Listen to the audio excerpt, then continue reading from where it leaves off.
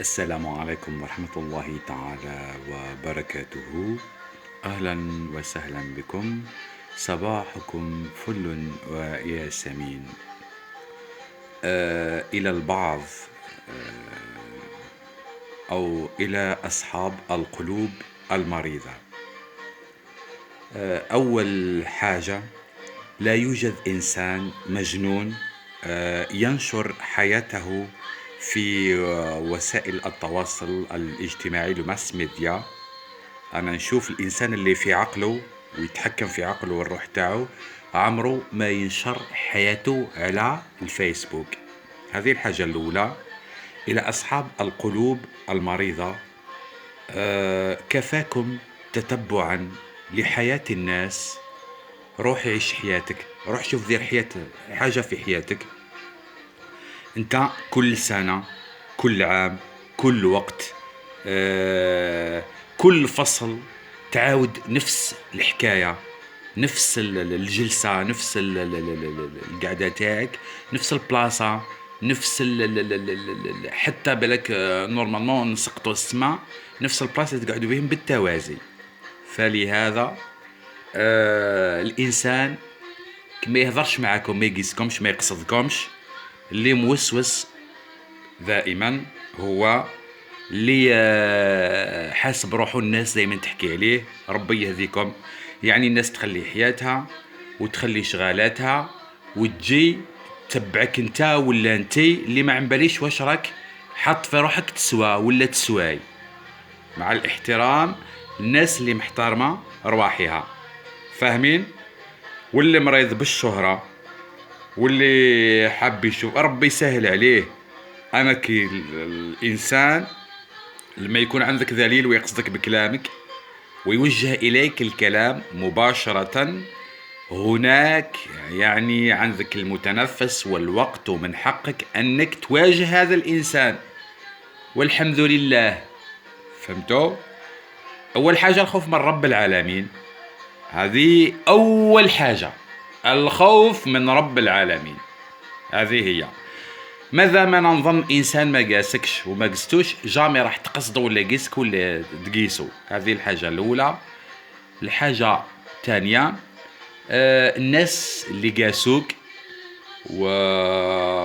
ووقفوا في طريقك وعقبات. انا واحد من الناس اللي عنده الناس هذو في البلديه، سواء في لابوست، في الحياه العمليه، في الاخر، انا يجيني كشاهد وعنده شهد نكون واقف معاه كشاهد. لست واقف معه يعني كأني عندي سلطة ولا مال ولا على باليش راش نسوى ولا لا. أقف معاه ولا أني الحق أني جاي من العهد المكي والعهد المدني.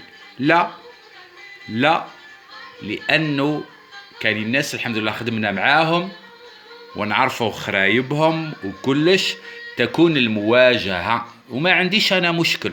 كان الناس في البلدية تاع رجاس تاع واد النجا حطموا ناس وناس وناس.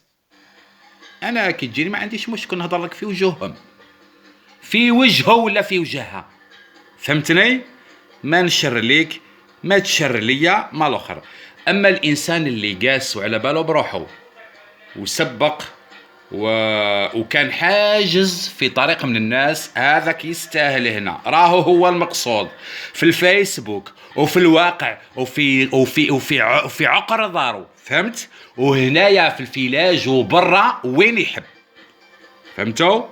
الانسان اللي على باله بروحو على بالهم الناس واش داروا في البلديه هذيك والاخر وهنا في رجاس وحطموا ناس ويسبقوا الناس وكذا، هذاك راهو في المواجهه سواء في الفيسبوك ولا برا ولا في الواقع. واللي راجل ولا ولد تهمها ولا اللي راجل يجي يواجه في الواقع الحمد لله، يجي فاس فاس، ما يبقاش يلوح في المعاني. فهمت؟ رانا هنا متواجدين في رجاس وعلى المضرب تاعنا باين، بلاصتنا باينه وكلش باين. بصح تبقاو هكذا تحفصوا في الناس وتحقروا فيهم وتطمسوا في التاريخ، هذه غير نساوها. فاهمين؟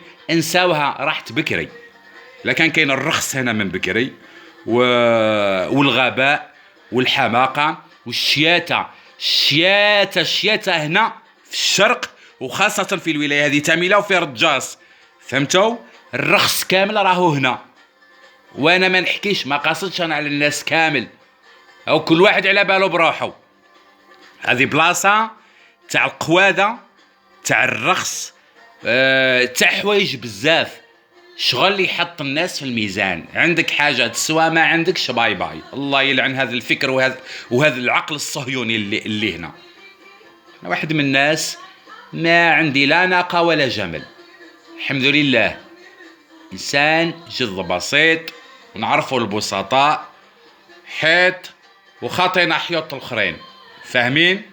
اللي حاب يروح يقوذ ولا يشيت، ولا هذه مشهورة في رجاس بزاف، اللي عنده زعمة ويخافوه. أنا نحير تروح تقوذ واحد عنده الدرهم، واش عطاك يا وجه الرخص؟ ولا عنده طوموبيل مليحة، ولا ما على باليش، ولا جاي من بلاصة بعيدة، ولا عنده جاه، ولا باباه يكون. إنا على بو رخصكم اللي كيحبوا الرخص، حاشا الرجال. واش راح يمدلك؟ واش يمدلك حياتك كل؟ جدك قود، وجدك قود، وباباك قود، وانت قود، وراح تنوض ولدك على القواذا. واش ربحت؟ والحقره هذه اللي تضل ولا ولات رجاس، ضلوا ولا ورا ترجاس، في حالته غير الائمه تاع رجاس، في حالته الناس رجاس اللي تنوضوا لي هنا تلقاهم الرجاس اصلا تركبوا على راسه. هذه راحت لكم، فاهمين؟ روحوا في حالوا الائمه واحد اخرين، في حالوا المديرين واحد اخرين، في حالوا الناس واحد اخرين. يا الحقارين ضلوا تحقروا في الغاشي هنا. والبلديه هذه تاعكم، روحوا المراه